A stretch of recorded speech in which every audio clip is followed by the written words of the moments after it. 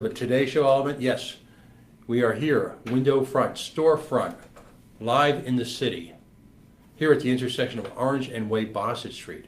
We'll be live every Friday night from 6 to 9 p.m.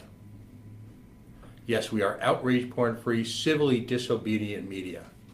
What do I mean by that? When I talk about outrage porn-free, if you're looking for someone to talk about the war on Christmas, you won't find it here. If you're looking for someone who will talk about the latest case of someone getting arrested for chewing gum in the middle of class, you won't find it here. What you'll find here is a continuation and expansion of the 4 years of programming we've made in radio stations across Rhode Island talking about issues, real issues, issues that matter, and how they affect your lives. From the people who are knee-deep in either interpreting, creating, any one of those areas. We'll continue to expose the fraud and waste that continues to drag down the city of Providence and the state of Rhode Island. And now we'll do it right here from the heart of the city. This is groundbreaking effort. This is bleeding edge media. No longer are we constrained to an empty voice at the end of a long pipeline, disembodied, not really connected to what's going on. Joining me tonight will be some guests that you'll recognize, or in this case, maybe not, because for the first time they'll be live on video. Guests that have brought you a lot of information and a lot of content over the years as part of the coalition. We'll have telephone calls, we'll have debates, we'll have live music. Everything that represents, to me, one of the most greatest but yet most challenged cities in America. And that, of course, is the city I love, Providence, Rhode Island.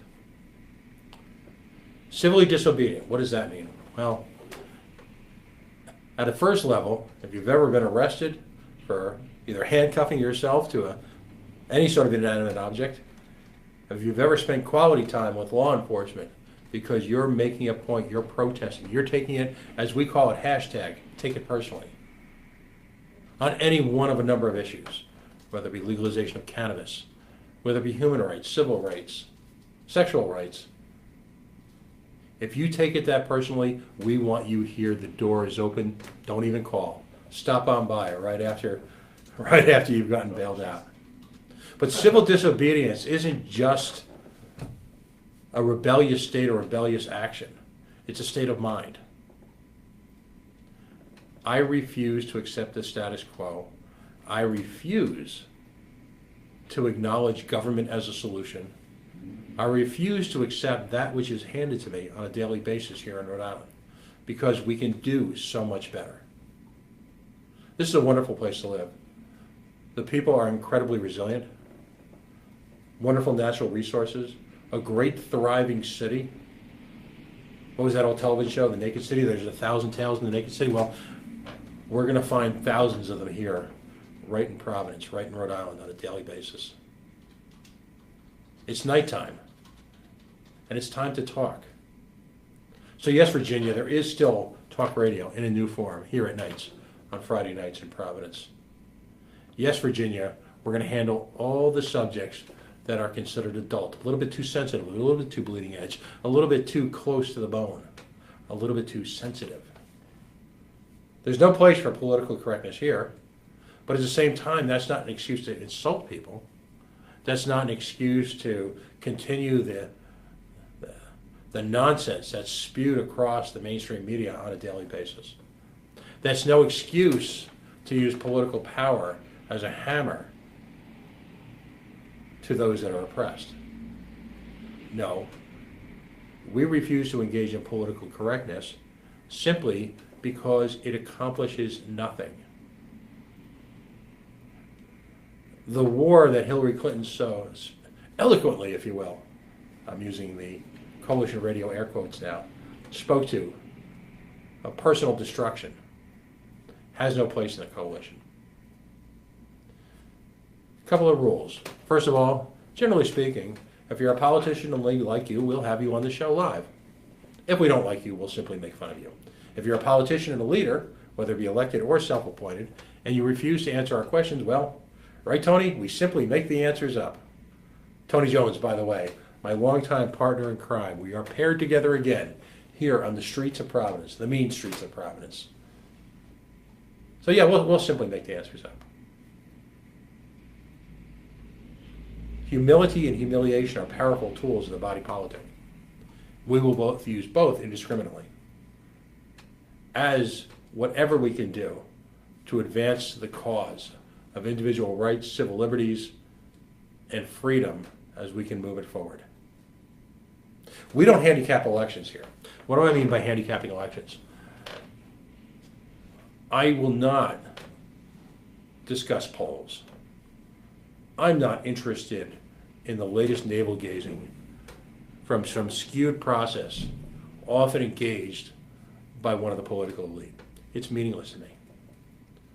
We're not going to obsess over your fundraising. If you're an individual running for political office as an independent or as a member of a major party, I consider that to be one of the highest forms of patriotism. If you care about your community so much that you're willing to essentially disrupt your life, take time away from your family and loved ones, to advance the cause of the community, you have nothing but my profound respect. So why would I obsess over the ability to attract money and funding from the elites? Quite frankly, I don't want to know if you're going to win. I want to know why you should. And that's what we will give voice to here on the coalition. It'll be 3 hours a night, largely uninterrupted by commercials, breaks, annoying news breaks. And nope, this is the wrong place to come if you're looking for the traffic. I can give you an erudite comment on the traffic as it approaches Weybosset Street, and I think I can see a couple of state office buildings. But we all know, if it's a state office building, the only key is avoided at 4:30. If you're not there at 4:30, trust me, you'll be fine. It's 6 o'clock on a Friday night. There are no traffic jams in front of state office buildings here in Little Rhodey. I can guarantee that. People willing to extend themselves, whether it be in the form of activism, political activity, are the heroes of the coalition. Why the term the coalition? The point was that this would be talk radio for independent minds. That we would not hew to the increasing narrow boundaries defined by conservative talk radio. We all know the big lie that's been put to conservative politics in the last 3 or 4 months. We all now know, and it's been proven, beyond the shadow of a doubt, as they say, that conservatism, as it's currently practiced in Washington, D.C., and across the frigid plain, if you will, is a form of conservatism that I call cafeteria conservatism. That is, that which you consider important, you wish to have complete independence with, regardless of its effect on other people, and will drape yourself in the American Constitution as sort of a craven marketing tool mixed in with your own personal self-absorption. It isn't working. So we need to be open to conversation from people addressing the issue from all sides.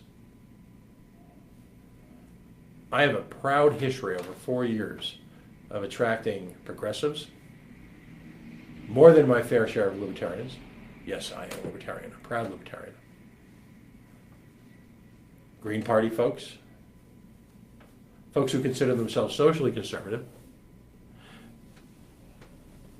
We have proven on many levels that when folks are just folks and they talk about issues and they leave the labels behind, they leave the identity politics behind, that in many cases, whether you be progressive or libertarian, you often have the same desired results. The journey may be different, it may be a different path, but it's worthy of discussion and analysis. Why I'm so excited by this form of media? The ability to drill down to the details, whether it be the personal hypocrisies of some elected officials, some appointed, some self-appointed officials, or whether it be a true exposition of what we as a community need to come together on to make and raise the bar, the quality of life here in Rhode Island, we have that opportunity now. Network media has largely failed people of Rhode Island. Some wonderful people who work in any one of the major news stations here, and they care. It's the medium itself that has failed. It is no longer impossible to discuss the nuances of the type of issues that routinely emerge in the body politic in 2-minute sound bites. It's simply not. Whether it be homelessness, whether it be the legalization of cannabis, how we treat our adult workers, differentiating between labor unions and or private labor unions or municipal. All of that requires more than a 2-minute soundbite in a 30-minute news segment twice a night at 6 and 11. Not that the problems we face today are any more complicated than any of the problems faced by our parents, our grandparents. Largely, they all boil down to the same issues. But quite frankly, the electorate, the body politic, the people, a little bit more cynical, a little bit more sophisticated, a little bit more open to discussion of these issues. People crave information.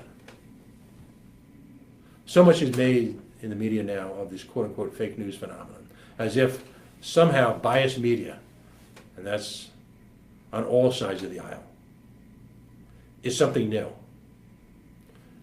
Newsflash. Biased media has existed in this country since the 17th century. There has always been a yellow press. There has always been journalism which is geared towards an individual cause. In the 19th century, so much of it was geared towards reporting a news outcome that was desirable to the financial elite in this country who controlled same said media. Now, if that sounds familiar, you're right. Because while the delivery system has certainly changed and the level of access to it has changed, none of the conditions and none of the motives, none of the orientations have changed in 200 years. The game changer is the medium. The game changer is the ability to deliver news, deliver information, discussions, debate, arguments, all of that through facilities like this. Rhode Island finds itself in a unique situation. Rhode Island has got every single major news outlet known to man. ABC, CBS, NBC, Fox. Of course, all the national cable networks. We've got a newspaper of record, the Providence Journal. We've got some great local newspaper chains. The Valley Breeze comes to mind right away. The people at RI Central. The people in Newport. And despite all of that, there is so little open discussion of the actual issues. This is the media, this is the opportunity that will change that. And why am I so confident? Because even as a superficial media channel as radio, we've been able to accomplish a lot together in the last 3 years. When you look at the issues that we've discussed in depth, the expansion of casino gaming in Newport, sex workers' rights, 38 Stadium, 38 studios. Right down the street from here, right now, stands a Superman building. That, again, coalition, air quotes, iconic building for which a portion of the elites seems to demand that we, the great unwashed, pay homage to financially. All of those issues we covered on the coalition. We had the folks from DARE routinely on. We had folks from Black Lives Matter. We had folks involved, like Regulate Rhode Island, involved in the legalization of cannabis. We had the different groups who successfully prevented crony corporatism from reigning and building a stadium in this downtown at great taxpayer expense. We've covered racial and sexual harassment issues. We've talked with people on both sides of the prison complex. Folks in the community who, with a lot of justification, feel unfairly targeted by law enforcement in the new millennium, by highly technical law enforcement community that draws great financial support from the war on drugs, the failed war on drugs. And at the same time, we've had folks who work in the prison community. I was privileged to have folks from the Rhode Island Brotherhood of Correctional Officers on for an extended 2-hour show, which talked about the realities of being on the other side of the bars and the human challenges that those folks face. Those are the type of issues we will continue to address on the coalition until one day there is no need for a coalition. But we know that's a long ways away. The very name the coalition represents a coming together, if you will, of folks with different perspectives, different ideas, all of whom have and will continue to be given an opportunity to develop their issues, to discuss them, in an atmosphere of mutual respect combined with intellectual curiosity. That's what we do here. We talk. And just as importantly, we listen. Tonight's kind of a shakeout cruise. Joining me in the later hours of the show are folks involved in one of my, currently I'll call it one of my favorite issues. Not favorite in the sense that I enjoy the fact that we have to challenge authority again to prevent the construction of an abomination, if you will. An economic and physical bomb dropped in one of the most pristine areas of Rhode Island. Of course, I'm talking about, as we like to say in the coalition, Invenergy, Invenergy, Invenergy. So folks are going to join us to talk about that again tonight. If it's the first time you're here, the first time you're listening, the first time you're watching, we'll kind of start from scratch to give an idea where they are. Because here you have folks who are facing what would have been a year ago insurmountable physical and economic challenges to their way of life, to the safety of their children and their family, and to their own future. Yet, in a manner that I don't know if I've ever seen before, and I've worked with some wonderful advocacy groups, have come together as a community, left behind political labels, and have fought this in a manner so aggressive, yet so professional. So in your face, yet on a level so profound, that I believe that they are going to defeat the construction of this power plant in northwestern Rhode Island for so many reasons, which we'll talk about later. But the coalition is here to give those people voice. A voice, it would appear, that no one else has allowed them beyond the boundaries of Go Local. That's why we exist. Talk about a little bit my partnership with Go Local Prov. I have had the pleasure over the last few years of working closely with Kate Nagel on a number of stories. I've learned from her. I believe her to be a fascinating combination of old school gumshoe reporting, shoe leather worn out, in your face reporting, mixed with a potent blend of technology. I have found them to be open to debate and questions and support of all sorts of independent causes. Go Local Prov was the first organization that really embraced the anti-seditive movement just a few years ago. They've proven their commitment to the community by the construction of this wonderful facility, again, here at the intersection of Way Boston and Orange Street. Part of the community, not broadcasting from afar on some ivory tower, but literally part of the community, literally at the street level. on Friday nights if you're here in Providence, and we hope you are. We intend to celebrate the night in Providence. We hope you'll swing by, wave, smile, call in. But the folks at Go Local have taken a step even one further. The leading digital facility, online site in Rhode Island. Hello. Oh, we got a caller. How are you? Who do I have the pleasure of speaking Josh to? Benton. How are you, Pat? Hey, Josh, how you doing? I hope you've. Good. I don't know if you've had a chance to listen. On the line right now is Josh Fenton. He is the CEO of Go Local 24, a mixed media, both old school journalism and bleeding edge digital reporting. Josh, welcome to the Coalition, or as I like to say it this week, Coalition 2.0. Congratulations. Mm-hmm. We're so excited to have you on every Friday night. I think it's been, the past few months have been a whirlwind for everybody at Go Local.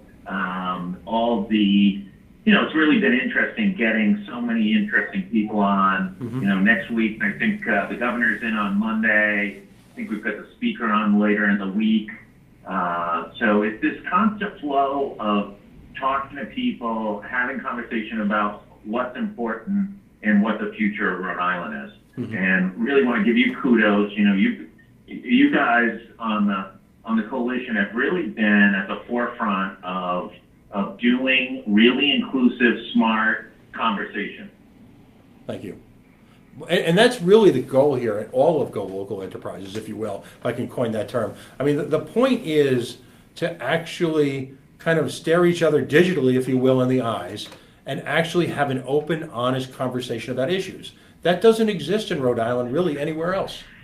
It's great. It's great what you're doing. And, I know you've got some great guests coming up in the next few weeks.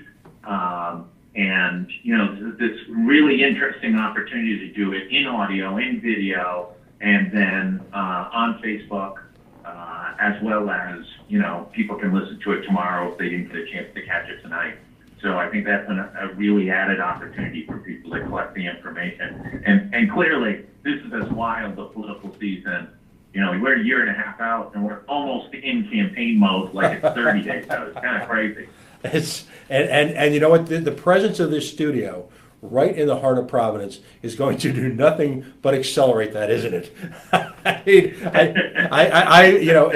It's outside of Rockefeller Center. I don't think I've ever seen anything like this. This is, I love this city. I genuinely love this city, and I already feel in the first half hour more connected to it just by sitting here watching the goings-ons. And that's what's great about this effort, because your reporting all along has been part of the city. It's not some sort of topside ivory towers I just mentioned exercise in pontification. You folks have, for the last few years, routinely broken stories that require old school reporting, and you continue to deliver it in a highly refined, bleeding edge digital manner. It's I gotta tell you, it's intoxicating. This is. Pat, don't go too far. I am in favor of an ivory tower. We just can't afford an ivory tower yet.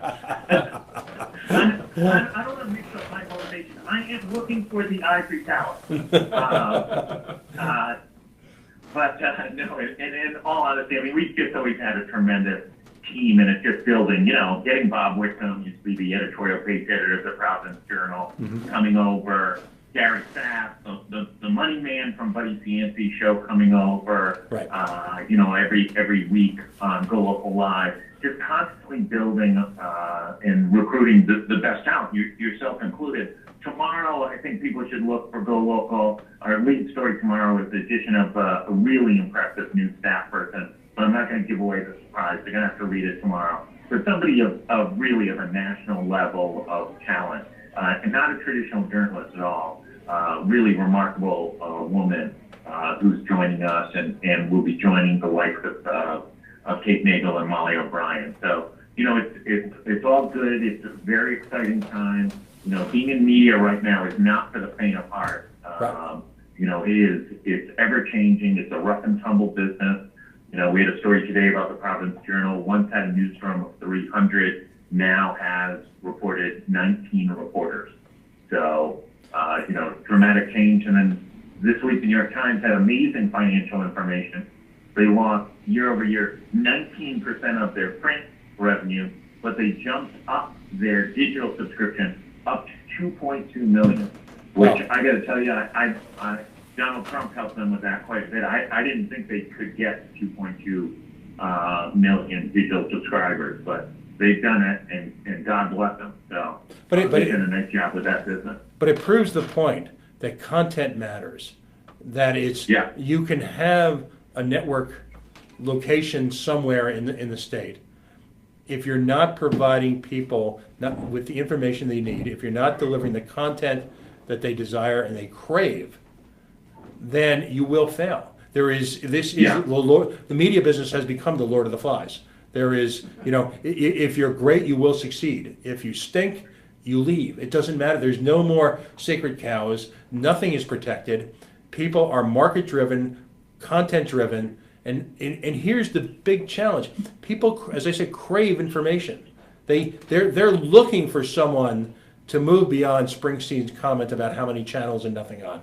They want to know what's going on in this state, particularly in a place like Rhode Island, where you guys and now me, we're going to shine lights on some of the darkest corners in the state, and that's what we need to move forward as a society and a culture. Listen, I got to tell you, anybody who complains about the public in Rhode Island is missing it. This is the most engaged group of people as probably there is in the country. Mm-hmm. And people care about their community. It's why they're so passionate about it, whether they're left or right or down the middle or libertarian or whatever they might be. They care, and they're verbal and they're activated. And, I think you're going to see, wildly engaged electorate. I mean, you saw it the other day.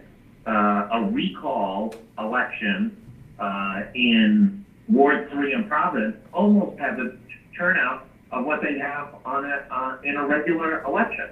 Right. I mean, remarkable numbers. 2,000 people showed up to vote just on a recall. So if I don't know what you can totally take away from it other than people are engaged. Those who are incumbents need to understand that, and those who are challengers need to understand it. Tremendous opportunity for people to run this cycle who want to get into the game. Right, and the presence of independent. I want to congratulate you, welcome you, look forward to working with you, and let you get on to better discussion than having to listen to me. So have a great night, and I really appreciate the partnership with you guys. Super. Looking forward to it. This is going to be great. Okay. Great. Have a great night. Thanks so much, Matt. Take care.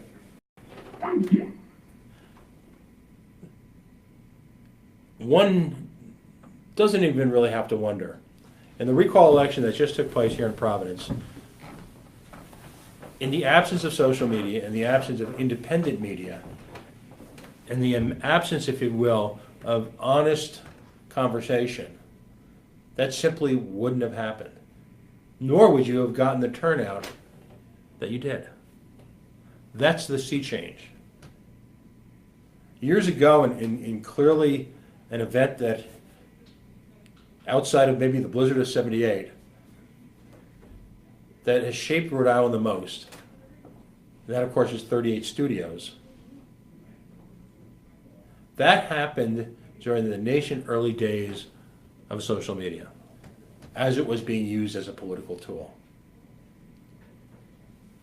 I'd like to think that with independent media in place, a 38 Studios still might happen in this state because of the craven corporatist leaders that currently occupy the highest positions of powers. But it won't happen without independent media, and as a result, an informed electorate calling you know what. We know how the movie ends with regard to the tolls. As it was announced this week that it looks like the first tolls will be blighting the Rhode Island horizon. We know how that ends. We know that the type of collusion that's taking place between our ill-fated Commerce Corporation, formerly known as Rhode Island Economic Development Corporation, we know how that movie ends with the current operators in place who see fit to use yours and my tax dollar for their own personal vanity plays. We know how that movie ends. The point of the coalition and the point of Go Local Prov is, how do we elevate the game to the next level where we have more victories like the defeat of 38 Stadium, where individuals are empowered by media to fight the forces of economic, social, religious, and even civil distortion. How do you fight that? That's what the independent media in this state is going to accomplish in filling the gaps left by legacy media. I had the opportunity to be on another television show recently. It was a few months ago. And much was being made by legacy media players' frustration over their inability to get access to documentation surrounding the grand jury investigation and political investigations into the events of 38 Studios. I asked them, in that case, that their failure to support the candidacy of one Dawson Hodson, who ran for Attorney General 2 cycles ago, who by all accounts was a wonderful, good government candidate. I asked them if, in fact, if they regretted that. Did they regret not giving an opportunity to a new face? That, in fact, the discussions they were having about access to critical government testimony probably wouldn't be happening. And that individual looked at me astonished, as if somehow I had broken some sacred creed. That I pointed out the flaws, if you will, of the institutional media here in Rhode Island. So, in that respect, we're changing the game. There is now an institutional memory within independent media that will actually play the role, not only of devil's advocate, but in the case where forces of evil, if you will, the evildoers in this state, when they have their craven victories, we're here to remind them of the truth, that they can't engage in acts of revisionist history.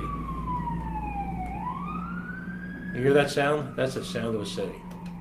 They can't engage in acts of revisionist history to protect themselves and the cronies that they worked with.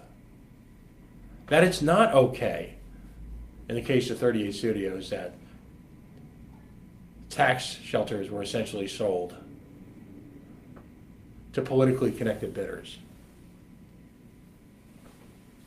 That bonds whose holders were protected beyond any level of malfeasance could then reap high returns at the expense of the people of Rhode Island. Sorry, can't get away with it anymore.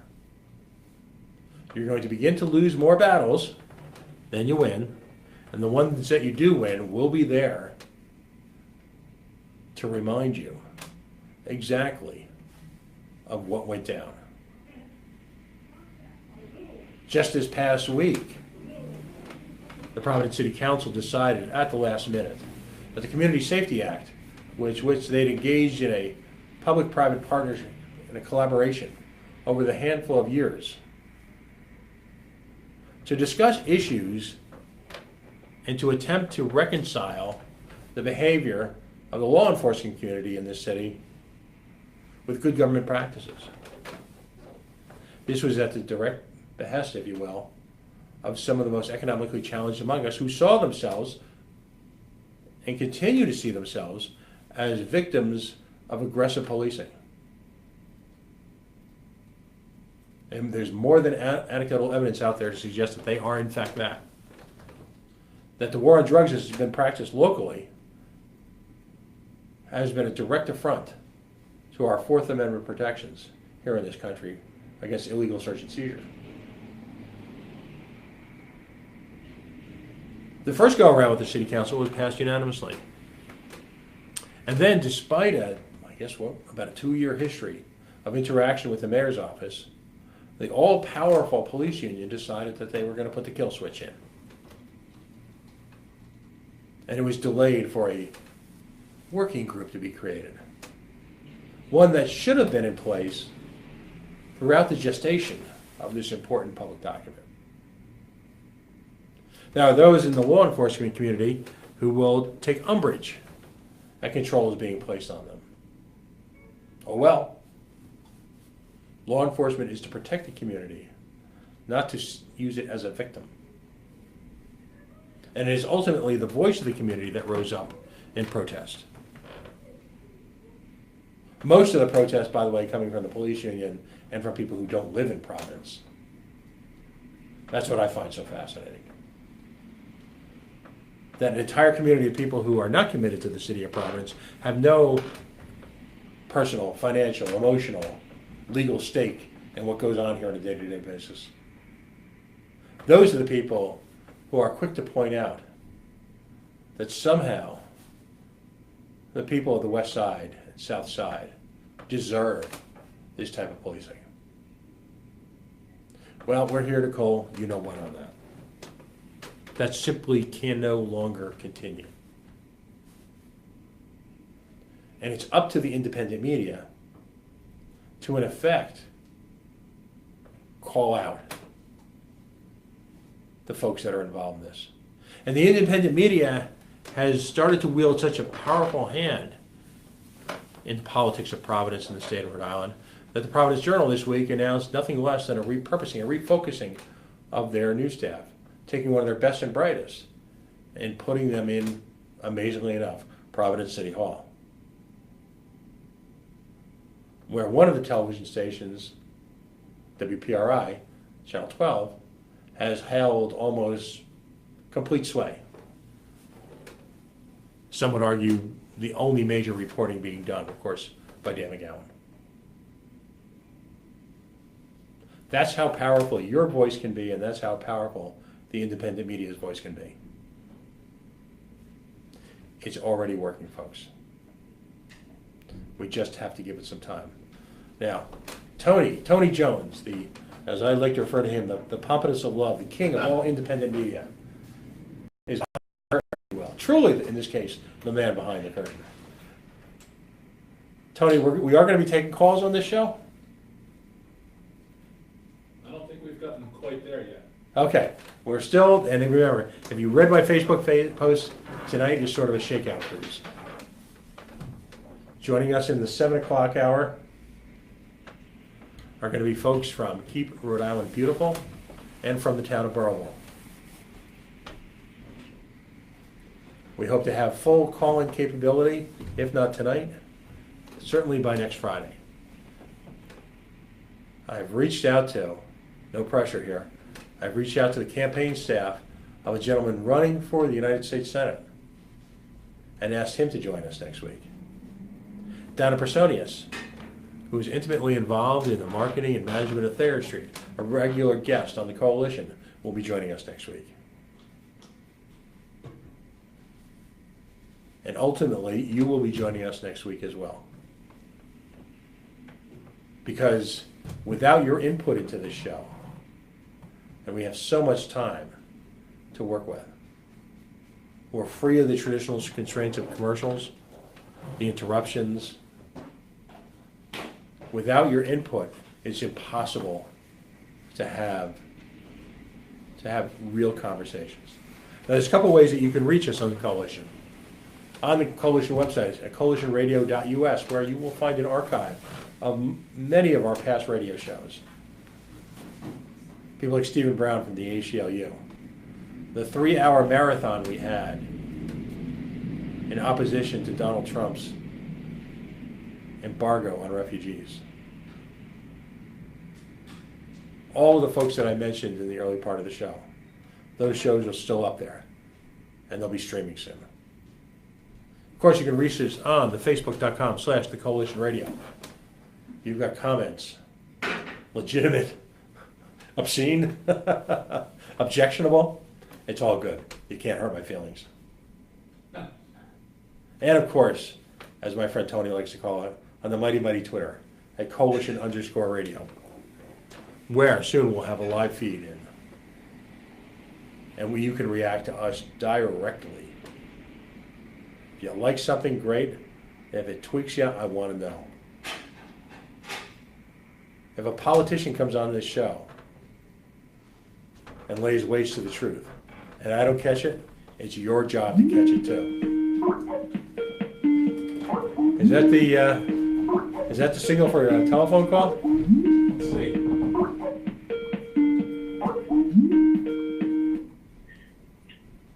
You've reached the Coalition on Go Local 24. And who is this?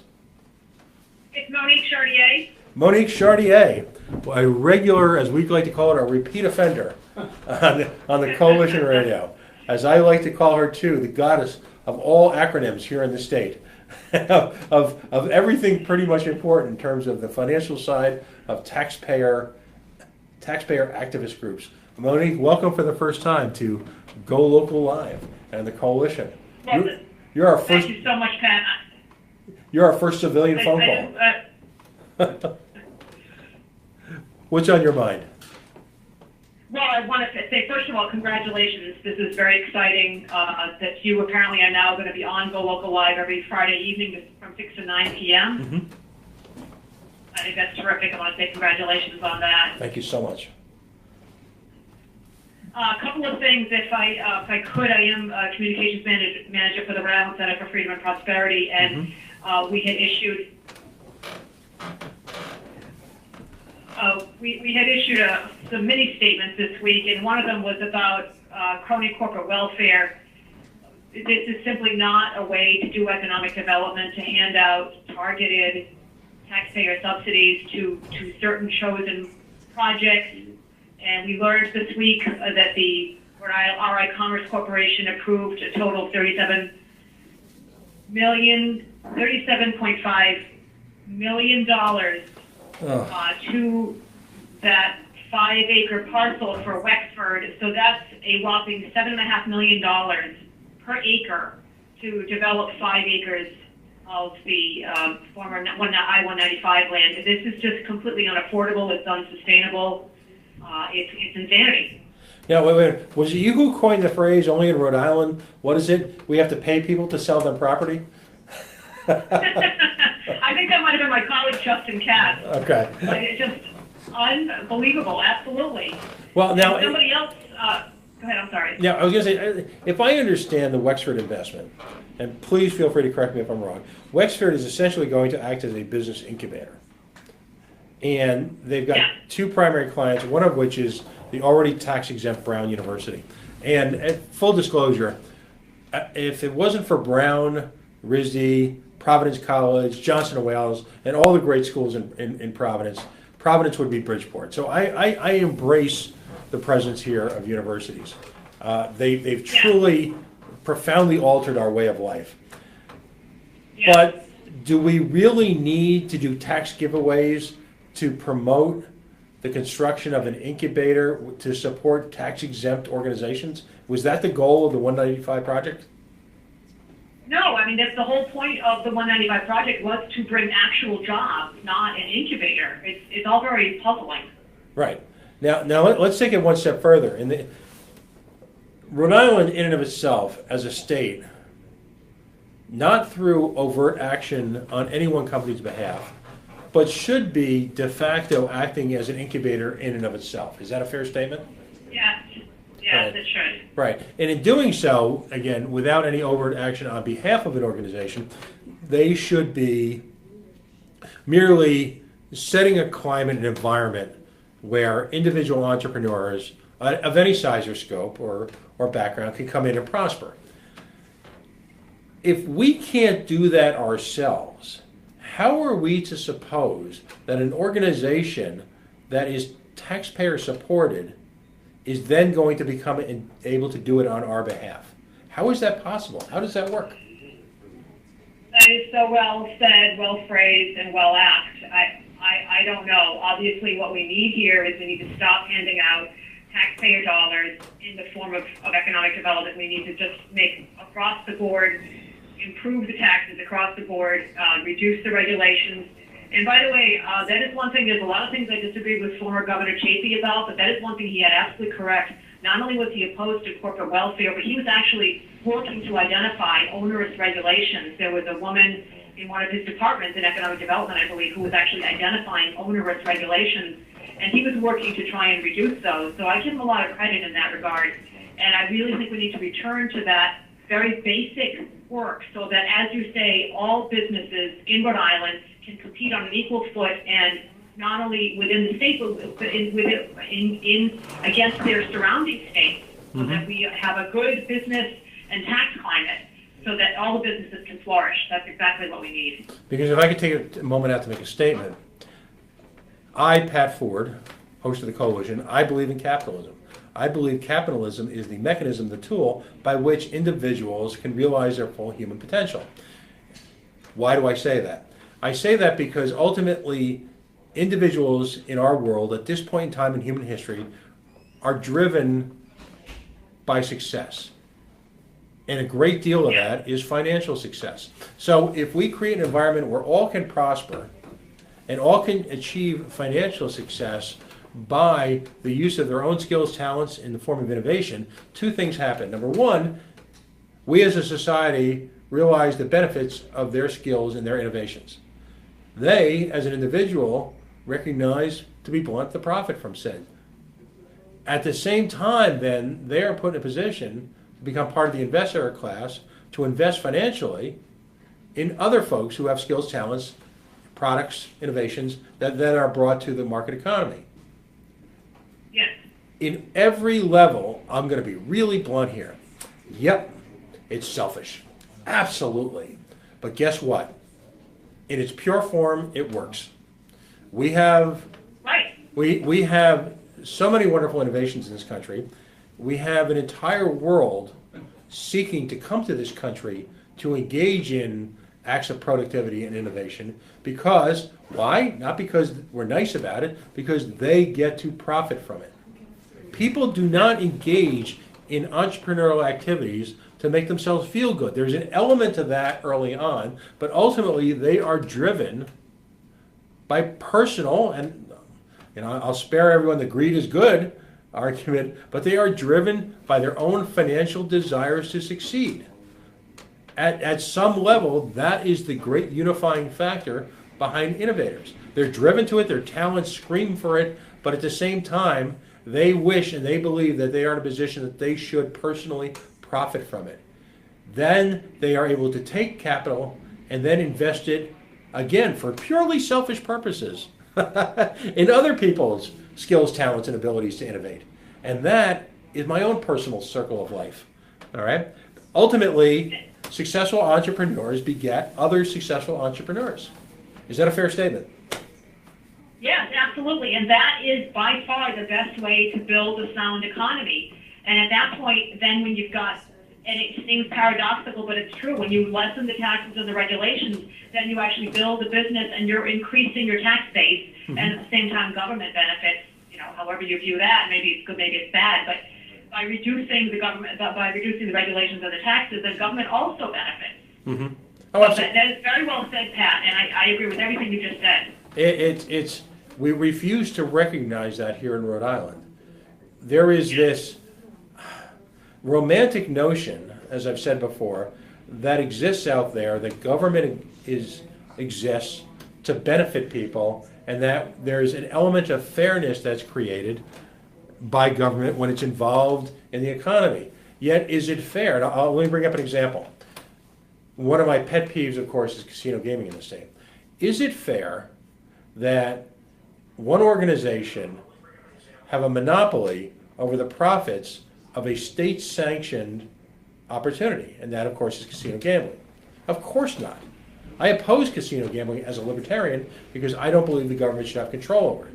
I oppose on other levels for other reasons, but for the purposes of this argument, you have one organization which has access to an income stream that no one else does. Now, then we take the great hotel issue, the hotel that's being built in Lincoln, or allegedly being built.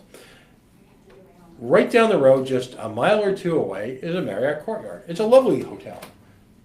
It's owned by entrepreneurs who didn't quite get a dedicated revenue stream handed to them by a government monopoly. What we are doing here in Rhode Island is we are routinely creating these revenue streams for individual politically connected operators who then are able to take the income from that and use it to compete unfairly against individuals who put up their own risk capital for their own investments, their own sweat equity. So if you're ultimately going to talk about government being used in the measure of fairness or providing fairness or equity to people, well, Monique, is anything in that relationship with the Twin River Corporation and their ability to get this revenue stream to build a hotel and have an artificially lower cost of operation and artificially lower cost of capital than the private entrepreneur just a few miles away who has to pay full taxes, does not get marketing support from the state, gets bupkis from the state, and if in fact if they are successful, it is very often despite the best efforts of the state. All right, is that at all, at any level, anyway, is that fair? No, absolutely not. And what you're saying, making a great point, and we should also point out that the same is true for the Providence, and that the city of Providence offers tax stabilization agreements to certain property owners in the city of Providence, and that also is very unfair.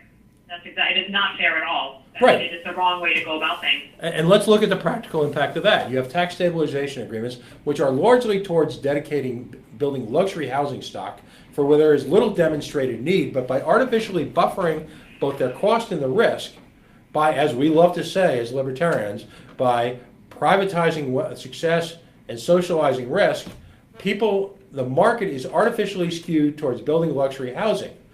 And at the same time, preventing the market from seeking some level of equilibrium and providing lower income housing, which is what this town so desperately needs. It doesn't need to be built by a government entity and mismanaged by a government entity. It needs to be created by the open market for whom people are building it, selling it, supporting it, investing in it, because, there we go again, because they're going to make money. And that's why you have this crazy imbalance in this town between luxury housing, and you've got the homeless, and you've got people who are barely getting by because their space is artificially more expensive. There's no competition being built in lower income housing because there's no market for it, because the artificial market structures have been placed in favor of higher income housing. It's insanity. And it's perpetrated on, it's perpetrated on the people of Providence by the very people who claim to be socially aware and to care about the poor. That's the irony. That's exactly right. It's astonishingly straightforward. Yet, go ahead. Sorry, go ahead. No, and we're fed this myth by the people who allegedly care, when in fact they're doing everything they can. Perhaps it's inadvertent, perhaps it's unintentional. I'm not questioning anyone's individual motivations or honesty. I'm questioning the impact of their behavior. That's what I'm questioning. Correct. I mean, we can continue to argue the fairness question. We can continue to create this notion, again, this romantic notion that there's some type of compact between individuals in paying their taxes and the needs of a community.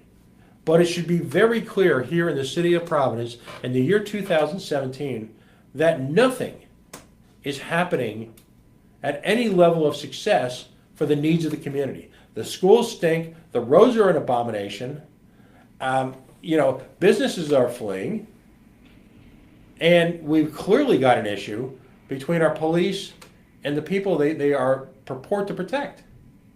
So, you can claim fairness and you can claim that you want the right thing to happen, but unequivocally, it's proven that the current method works at no level. It is a complete failure. No, that is exactly right. And on the one hand, we talk about sustainability of whatever it might be, the environment or energy, but there is no one is looking at the many, many millions of dollars of completely unsustainable either corporate welfare on the state level or tax stabilizations on the city level. And to talk of fairness is unfortunately blatant hypocrisy. It is simply not sustainable or working, as you say. It is on its face not working. That's absolutely correct. Right. So we are faced with a situation here in Providence, a city that I love, where bankruptcy is impending. The schools are in a state of collapse. The roads, as I mentioned, I'm looking down the roads right now, and they're abominable. You can't, the one thing Providence does right, they employ an earth-friendly, holistic method of snow removal. They simply let it melt. Nothing is working at any level. RIPTA, we pointed out in an op-ed piece I did a few weeks ago. RIPTA is in free fall. They can't afford to run the routes they're running. You've got an element of centralized planning, if you will, in running a business that desperately needs ridership and income stream. But because we are so hell-bent to centrally plan where their routes should be as opposed to where they need to be, we've got excessive public support of it. And yet at this same level, let's get back to the darkest irony of all, you've got people in this community who are going hungry, who can't afford to get to a place where there's food in the United States of America in the year 2017. Monique, we have completely failed. That seems like a basic service that needs to be offered, but as you say, I don't think it's working. Even a basic service like public transit is not, as you say, it is not working. Mm-hmm. It works for it. It tries to be all things to all people, but it works at no level. Correct. Exactly. And it remains a political football, and it remains the object of, as I mentioned, centralized planning, as opposed to being market-driven to the people who can support it. And then, in the face of a strong mass transportation community, be able to offer services at low or little market rates to the poorest among us. It's like the minimum wage. Monique, when was the last time, have you ever heard anyone in Boston discuss the minimum wage?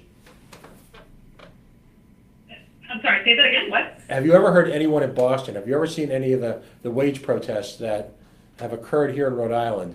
Have you ever read about, in Boston, have you ever heard anything? I don't pay much attention to Boston as I do to Rhode Island, but I don't think so. And you know why? Because if you attempt to pay someone the minimum wage in Boston, you simply will not be able to hire anyone. The market wage is well above the minimum wage in the greater Boston metropolitan area. And why is that? Because the economy is white hot. There is a pressing need for workers. Now, at last glance, the city of Boston is approximately 45 miles north of here.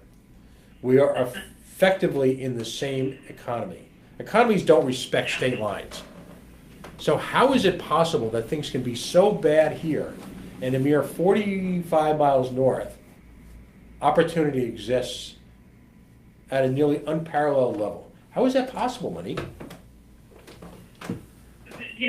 Totally different management styles over the decades, and we have obviously done something very wrong in Rhode Island, and they did something right in Boston. I envision a world, and I know it took generations for us to get here. It's going to take generations for us to get to where we need to be. But I envision a world where all people have opportunities regardless of their skills, regardless of their talent levels, regardless of their backgrounds. The only way I see that happening is through the free market, because it isn't happening here now. No matter what. Right, that's a great. Go ahead. I'm sorry. Yeah, that's a great point. That's we've got the opposite of the free market here in Rhode Island, and it is clearly not working. That is a great point. Mm-hmm. You've got people struggling to find minimum wage jobs in businesses that, quite frankly, can't afford to stay afloat, while at the same time, the taxes that these businesses are paying, tens of millions of dollars of them are going to out-of-state companies with no real ties to the community. You know, we've just heard in the case of, not General Electric, but in the case of the fine people at CVS, we've heard that CVS is going to be to scale back. They took the money and they ran. There was no organic reason for them to be here. As a result, at the point in time where it becomes financially, shall we say, more attractive to be elsewhere, they simply go elsewhere. Right. Once any contractual obligations are gone, they simply leave. Exactly. There's been nothing built up in the community to give them an incentive to stay. It's been all artificial. And people are, and again, I'll use the Coalition Radio air quotes, people are, air quote, disappointed. Disappointed, I say, that they're leaving. Well, what do you expect them to do? What the hell do you expect them to do? So, you know, it's over the coming weeks, we're going to be developing a schedule. I'm hoping Monique is going to be here on a regular basis, either calling in or in studio. We're going to be setting up time slots for folks so that they can regularly look towards folks like Monique or Jeremy Bailey, my next guest, their participation. And they'll be coming in specifically with timely questions as Monique raised today. So Monique, thanks for calling in. Thank you so much, Pat. And again, thanks for your kind words and your support over the years of the coalition. You know, if I can take an immortal quote from actually one of my favorite film noirs, one of the more sophisticated films of the 1980s, which an era of American filmmaking that I'll largely refer to in the future as the Saturday Night Live era. And of course, I'm talking about the movie Animal House. When the young pledge said, "This is great." Right? So, Monique, Yes, it is. It is great. This is going to be great. Thanks so much for calling in. Thank you, Pat. All right, have a great night. I'll talk to you over the weekend. You too. Thank you. Folks, we're going to take just a 2 or 3 minute break here. I've got folks coming in studio, and we're going to talk about one of my favorite and least favorite simultaneous subjects. Of course, we're talking about Invenergy. Folks, you are listening and watching for the first time our inaugural broadcast, our shakedown cruise, if you will, our 3-hour tour. So far, the minnow has not been lost, but you are listening to the Coalition on the Worldwide Coalition Media Network, broadcasting live for the very first time on Go Local 24. Here live on the streets of Providence, in the city that I love, at the intersection of Waybossett and Orange Street. If you're in the neighborhood on Friday nights, stop by, wave. Try not to make too many obscene gestures. You know, there'll be style points for original signs, no matter how profane they are. We are on the internet, by the way. We are no longer on an FCC-approved station, so we've got a little flexibility. But Facebook.com/The Coalition Radio, and of course on the mighty Twitter at Coalition_Radio. Stay tuned. We'll literally be